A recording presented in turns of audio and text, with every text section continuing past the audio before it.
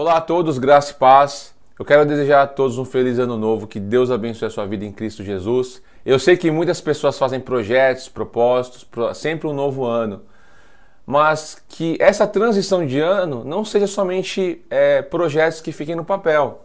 O mais importante de tudo é você ser uma nova criatura todos os dias, buscar Deus, ser íntegro, ser justo diante de Deus. Isso é importante diante do Pai. Então, que Deus abençoe a sua vida. Os que se inscreveram, os novos, muito obrigado, Deus abençoe. Os que já estão, eu sei que muitos têm sido enriquecidos com os estudos aqui. E eu sei também que os irmãos que têm mandado as suas perguntas, que são perguntas muito pertinentes, excelentes, têm nos ajudado muito a crescer. Fique ciente disso, vocês que têm nos ajudado muito no nosso crescimento.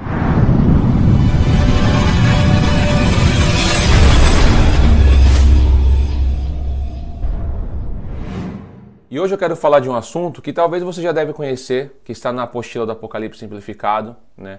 É sobre o livro do Apocalipse, mas é alguns pontos que eu quero comentar aqui.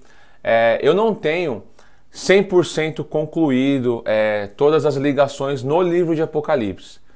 Por isso que eu gosto de fazer vídeos sobre escatologia, porque as perguntas e as colocações que os irmãos vão fazendo aí nas perguntas que vão deixando, eu vou sempre lendo e pode ter certeza que tem muita coisa que tem me ajudado muito.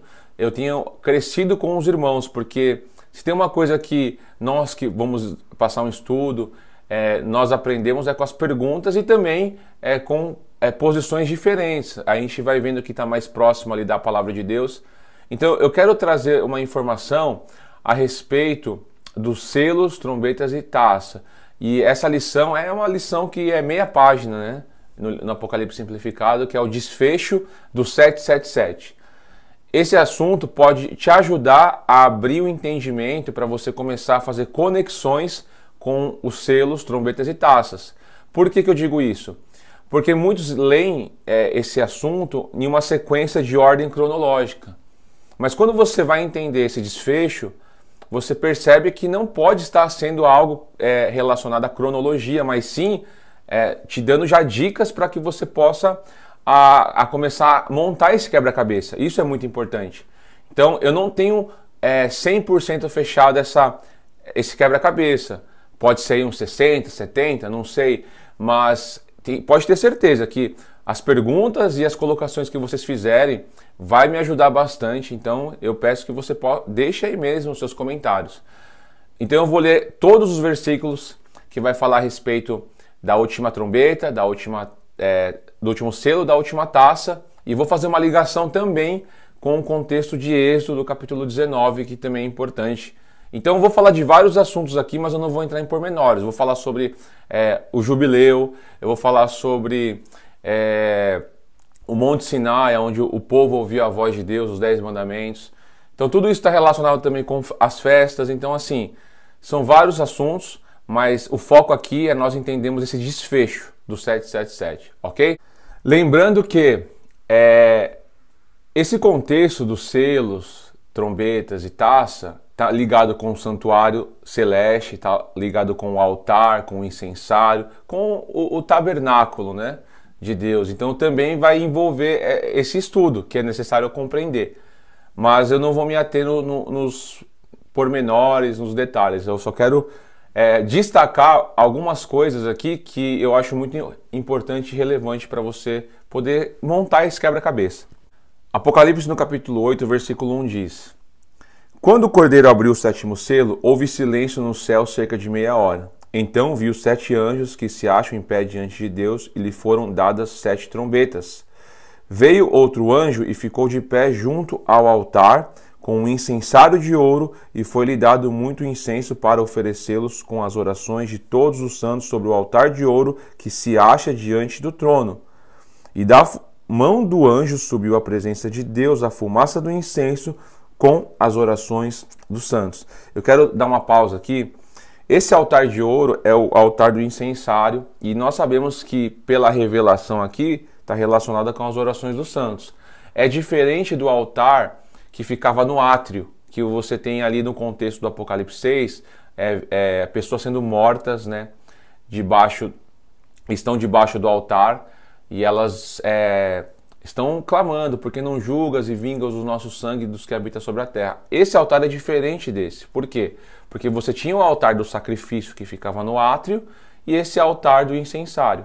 Então eu não vou entrar em pormenores aqui, porque muitas pessoas falam o seguinte, que as pessoas que estão debaixo do altar, ali os mortos ali em Apocalipse 6, está relacionado que eles estão debaixo do trono de Deus por causa desse versículo, né? Porque está debaixo aqui do trono que vai falar, né? Mas não está relacionado esse altar com o altar de Apocalipse 6. É diferente, por isso que tem que estudar o tabernáculo e as suas funções, né? O que acontecia no altar ali que ficava no átrio, né? Tinha um sacrifício, etc, etc. Amém? Então vamos continuar a leitura. E o anjo tomou o incensário, encheu de fogo do altar e atirou à terra. E houve, preste atenção, trovões, vozes, relâmpagos e terremotos. Então os 7 anjos que tinham as 7 trombetas prepararam-se para tocar.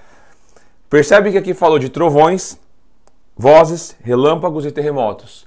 Isso você vai encontrar na última trombeta e também na última taça. E aí você vê que esses outros anjos pegam as 7 trombetas e nós temos a tendência de ler em uma sequência cronológica. Mas o fato de você ter o 7º selo sendo aberto aqui e depois você pegar ali os 7 anjos que se preparam para tocar a trombeta, não quer dizer que está relacionado os eventos escatológicos numa ordem cronológica.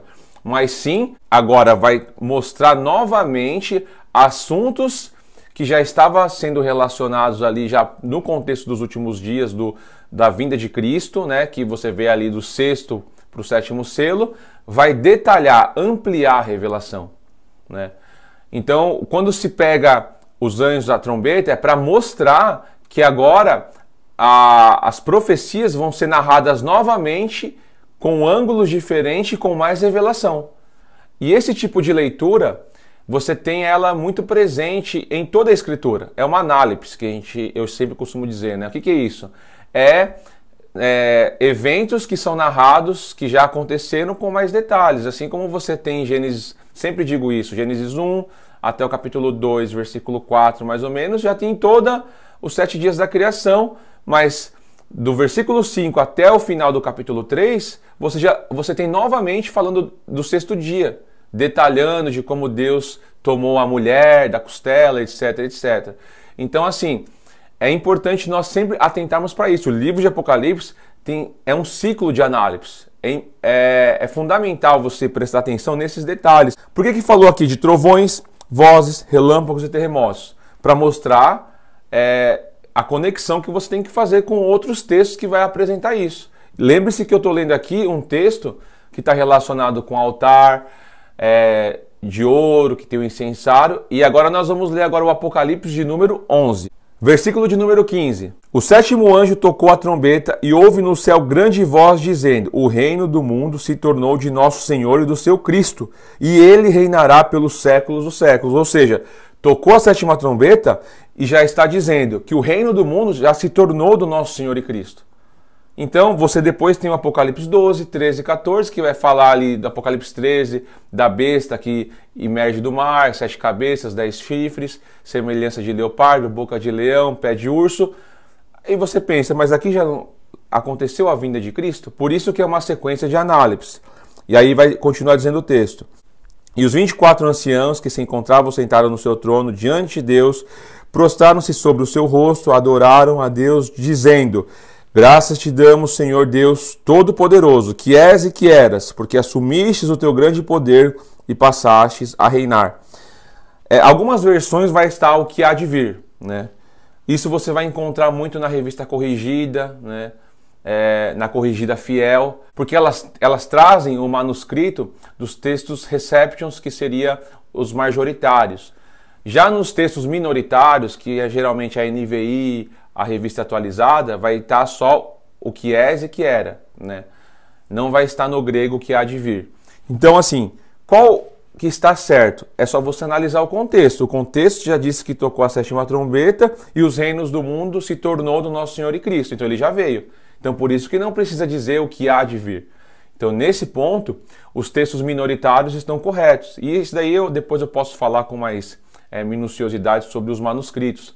Porque existe algumas diferenças de um texto para outro, mas não muda muita coisa em relação a como se fosse o português, né? No português você tem algumas coisas que realmente é difícil de você engolir quando você pega o texto original. Então por isso que é importante a gente sempre se ater nos manuscritos originais, né? Nós temos hoje vários recursos, aplicativos, temos léxicos, temos interneliar. Então é bastante coisa aí para a gente poder estudar os manuscritos originais. Vamos continuar o texto.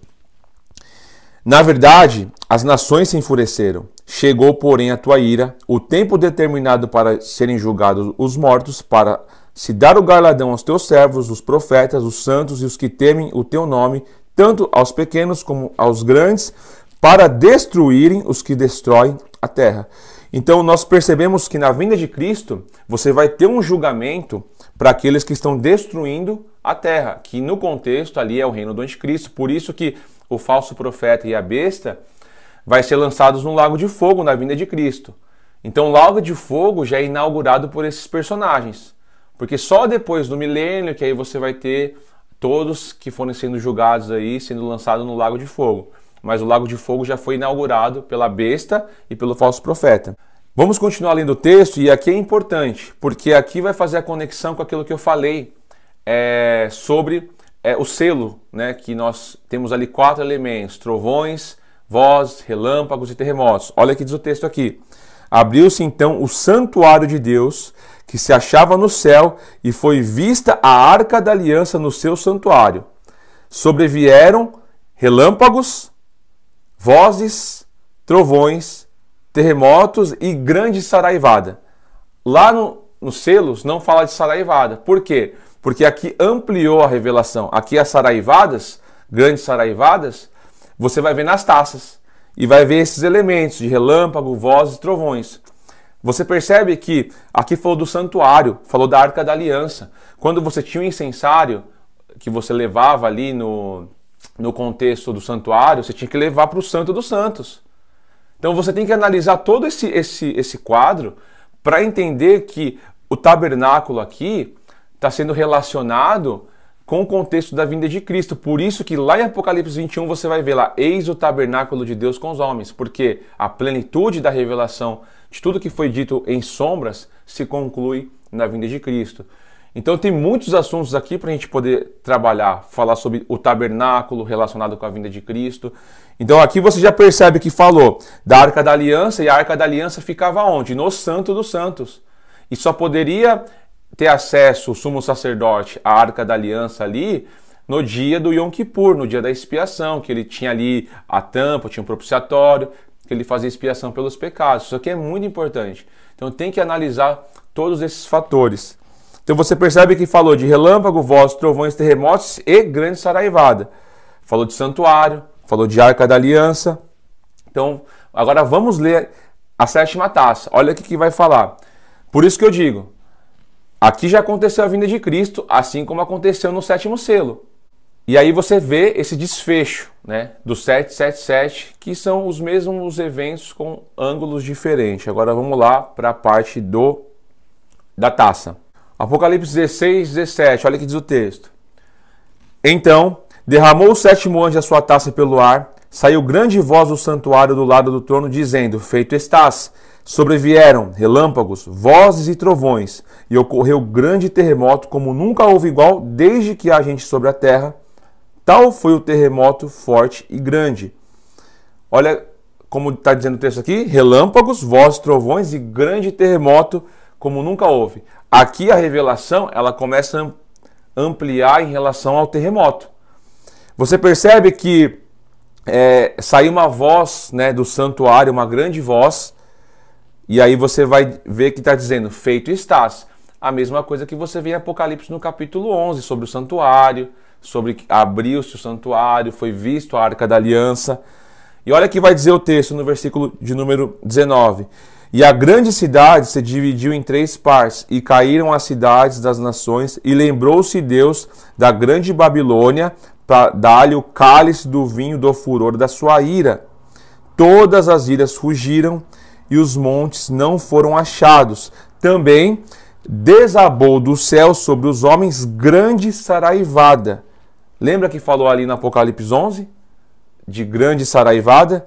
Com pedras que pesava cerca de 1 talento, e por causa do flagelo da chuva de pedras, os homens blasfemaram de Deus, porquanto o seu flagelo era sobremodo grande. Você percebe que os eventos são os mesmos, mas vistos de ângulos e revelações ampliadas, diferentes. E tudo isso está conectado com o santuário, com o tabernáculo. Você vê que aqui vai falar do santuário, sai uma grande voz, mas os elementos, trovões, relâmpagos, terremotos, né, vozes e grande saraivada aparece ali no contexto do selo, trombetas e taça. Então quando você entende esse desfecho do 777, você começa a olhar as profecias do livro de Apocalipse com uma revelação muito mais ampliada, e o quebra-cabeça vai se encaixando perfeitamente. Então tem que ter em mente isso, o santuário, tem que ter em mente toda essa estrutura do tabernáculo, e agora as festas, que nós vamos falar justamente no contexto, né, do santuário. E aí é interessante a gente ir lá para Êxodo agora, fazer uma leitura, e você vai ver que tudo se encaixa perfeitamente com a lei, né, com os profetas e com os salmos. Na lei vai falar agora sobre esse evento que aconteceu no Monte Sinai, e vamos ler, fazer uma leitura ali para a gente poder fazer uma análise de tudo isso que nós já lemos dentro do contexto. Amém? Êxodo capítulo 19, versículo de número 1. Eu não vou ler todo o capítulo para não ficar uma coisa extensa. Eu quero pegar só os pontos na qual a gente já comentou aqui para a gente fazer essa ligação. O versículo 1 vai dizer o seguinte: no 3º mês da saída dos filhos de Israel da terra do Egito, no 1º dia desse mês, vieram ao deserto do Sinai. Então, no 3º mês do 1º dia, eles chegaram ali no Sinai. Quando você vai fazer os cálculos, eles saíram ali na Páscoa, do dia 14 para o 15. Então você tem aí mais ou menos uns 46 dias, né? 46 dias você tem dentro desse contexto que eles chegaram no Monte Sinai. Olha que interessante. Páscoa, né? Depois você tinha ali os 7 dias, os asmos, né? Que é a mesma festa, Páscoa e asmos. Eles falam de aspectos da obra de Cristo, né? Tanto que você tinha a Páscoa, depois já no dia 15, né, seria o início dos asmos. E a Páscoa era para ser celebrada no crepúsculo, né, que seria do dia 14 para o 15. Nós temos aí a ideia de 7 festas. Não é errado falar 7 festas, mas quando você vai ver na Escritura, são 3 grandes festas que você tinha que se apresentar, que era Páscoa, Primícia e Tabernáculo. Você tem ali Dia da Trombeta, Yom Teruah, você tem Yom Kippur, né, que são dia da expiação, dia da trombeta, dia do Pentecostes, que é o último dia das primícias. Então, assim, nós chamamos de festas, tudo bem, mas nós temos que analisar esse leque.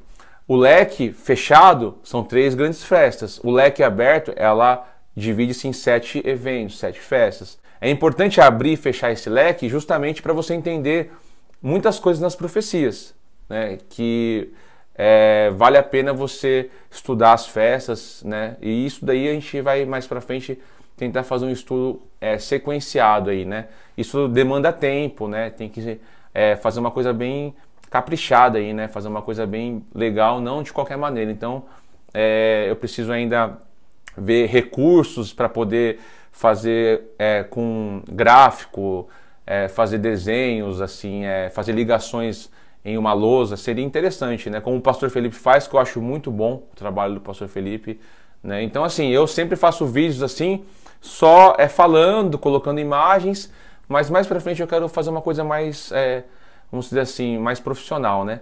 Mas isso tudo leva tempo. Então, vamos continuar lendo o texto. Então, nós temos aqui que eles estão no 3º mês, no dia 1º, né? Fazendo as contas aí, 46 dias. No versículo 13 em diante, que eu quero ler, que é a parte importante, que vai fazer a conexão com aquilo que a gente já leu. Diz o texto: mão nenhuma tocará nesse, mas será apedrejado ou flechado, quer seja animal, quer seja o homem, não viverás. Quando soar longamente a buzina, então subirão ao monte. Então ele está falando para não tocar no monte, né? E se acontecesse isso, ia ser pedrejado, flechado. E a palavra aqui, longamente a buzina vai soar, essa palavra buzina é a palavra Yobel, né? Eu não sei se pronuncia assim, meu hebraico não é bom, né? Eu não pronuncio bem.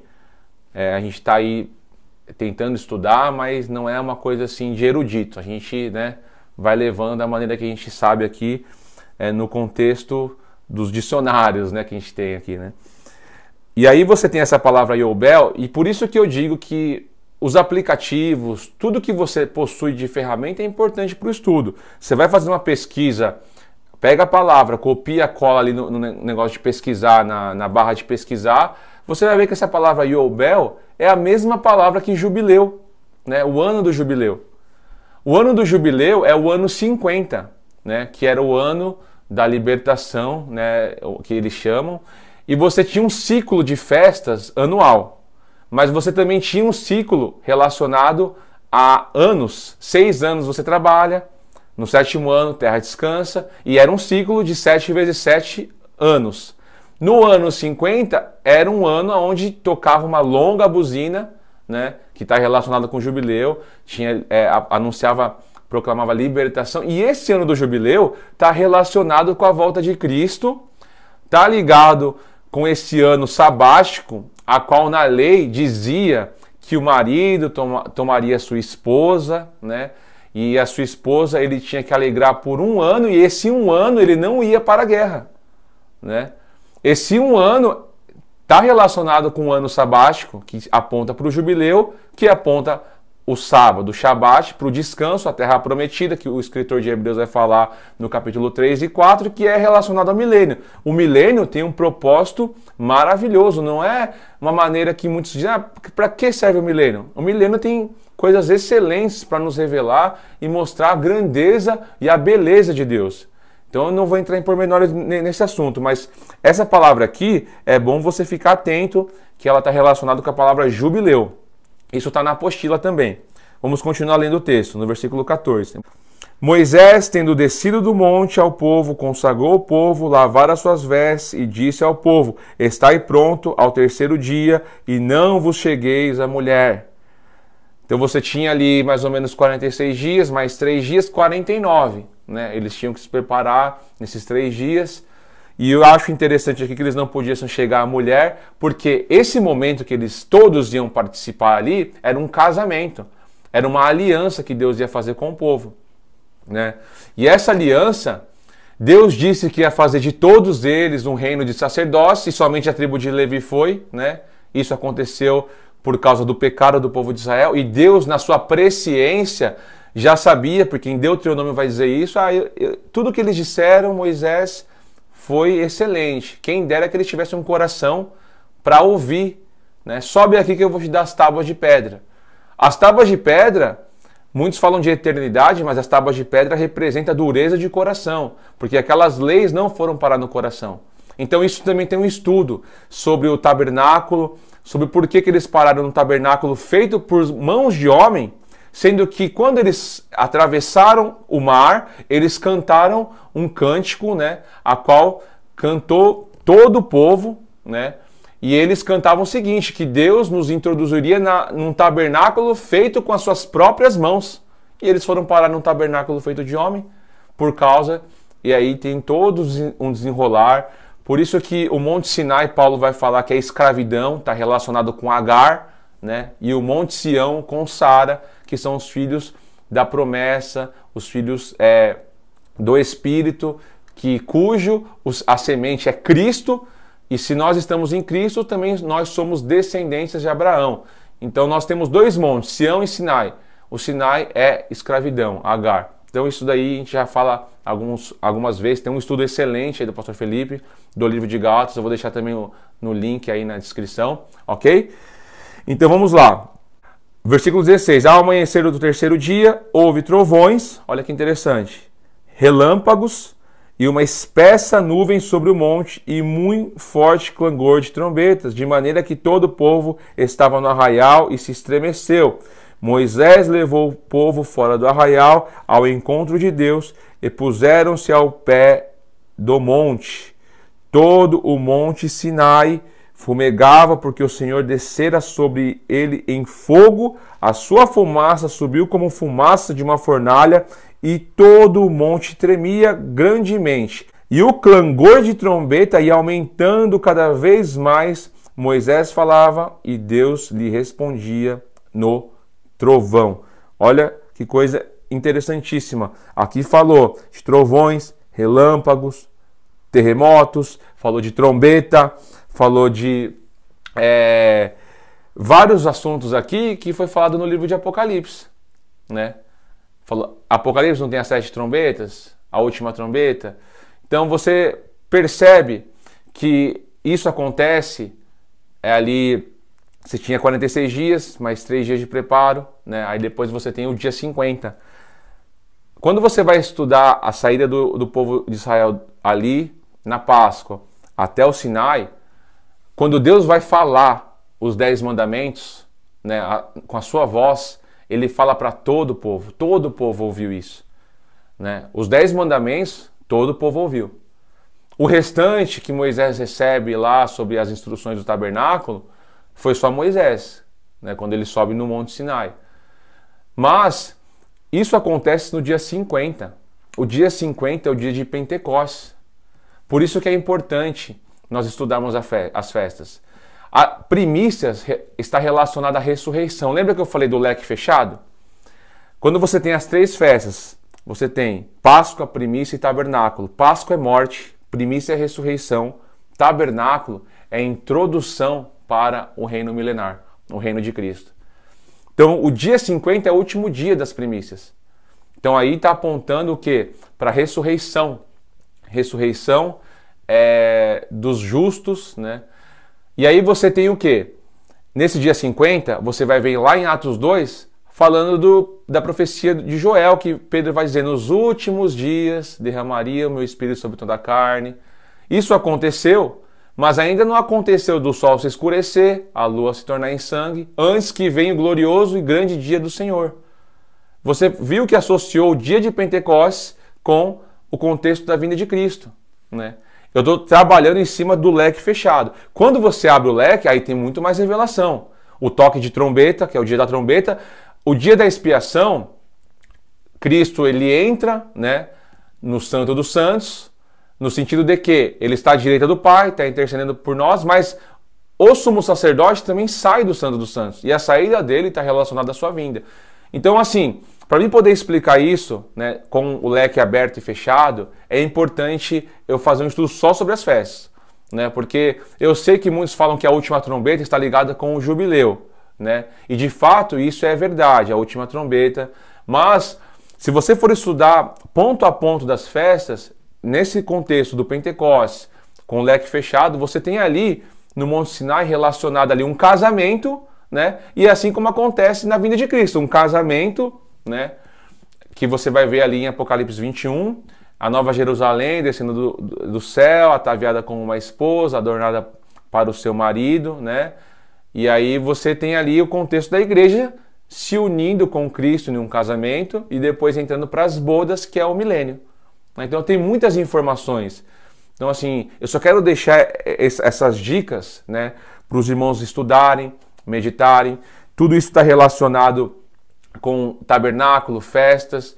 Por isso que é importante fazer esse estudo no livro de Apocalipse. Eu não sei 100% do livro de Apocalipse. Por isso que eu deixei essas informações para você meditar, para você colocar nos comentários aí a sua meditação, a sua reflexão. E quem sabe você vai acrescentando junto com a gente aqui no canal.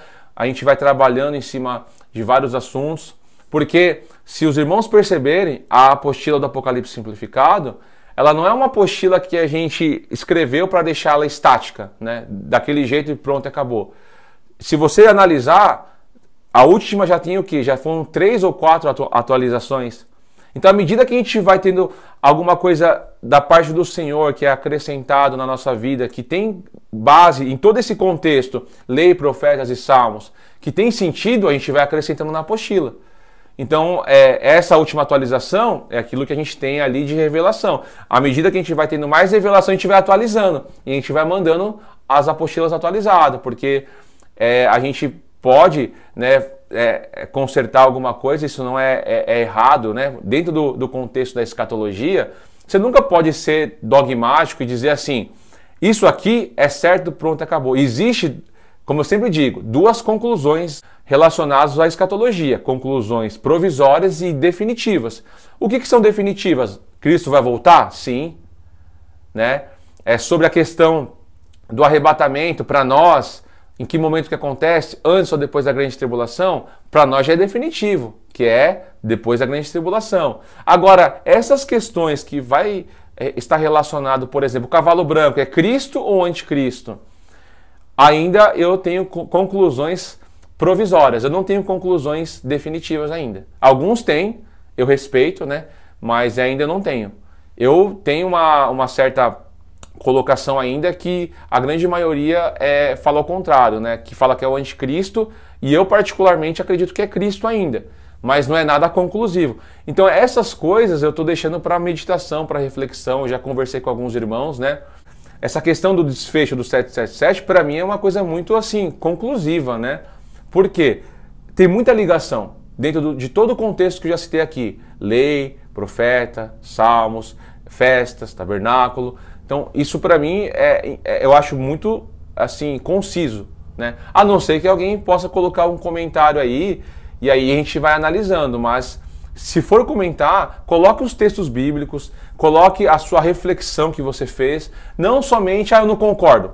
Tudo bem, você não concorda, mas por que você não concorda? Coloque porque você não concorda. Coloque os textos, faça uma análise, né? E aí sim a gente vai analisar com uma melhor atenção, etc, etc. Amém? Então, Deus abençoe a sua vida e que você continue aí nos ajudando com o crescimento do canal. Muito obrigado para aqueles que têm compartilhado, têm curtido, né? E que você possa divulgar para outras pessoas o nosso trabalho, para que o Senhor possa abençoar outras pessoas. E com certeza vocês também são uma bênção para nós, porque pode ter certeza que a gente sempre está analisando todas as perguntas e temos aprendido bastante. Deus abençoe você e fique na paz de Cristo Jesus.